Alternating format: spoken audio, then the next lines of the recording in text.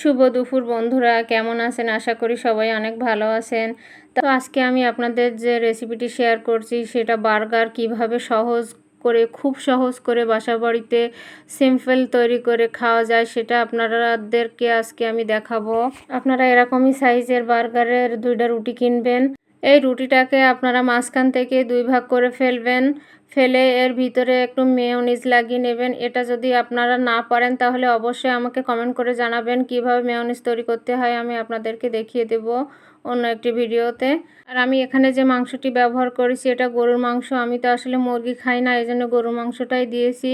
এই গরুর মাংসটাকে আপনি কুচি কুচি করে মশলা দিয়ে ভাজা ভাজা করে খাওয়ার উপযোগী করে নিয়ে এখানে দিবেন টমেটো সস, শসা, লেটুস পাতা। আসলে লেটুস পাতাটা আমার কাছে ছিল না, এই জন্য আমি দিতে পারিনি। তো আপনাদের কাছে যদি থেকে থাকে তাহলে কিন্তু অবশ্যই দিবেন। এটা আসলে ডেকোরেশনের সৌন্দর্যের জন্য দিয়ে থাকে। এটাতে যে আসলে অনেক বেশি টেস্টফুল হয় সেটা না, জাস্ট দেখানোর জন্য, দেখানোটা একটু সুন্দর হয়, দেখতে ভালো লাগে, এই জন্য এটা দেয়, কিন্তু আমি পাইনি বলে দিতে পারিনি। আপনারা চাইলে দিতে পারেন। সাথে দিবেন একটু পেঁয়াজ কুচি, একটু কাঁচামরিচ। যারা একটু ঝাল ঝাল পছন্দ করে তারা একটু ঝাল বাড়িয়ে দিবেন, তাহলে তাদের কাছে অনেক বেশি টেস্টফুল আসবে।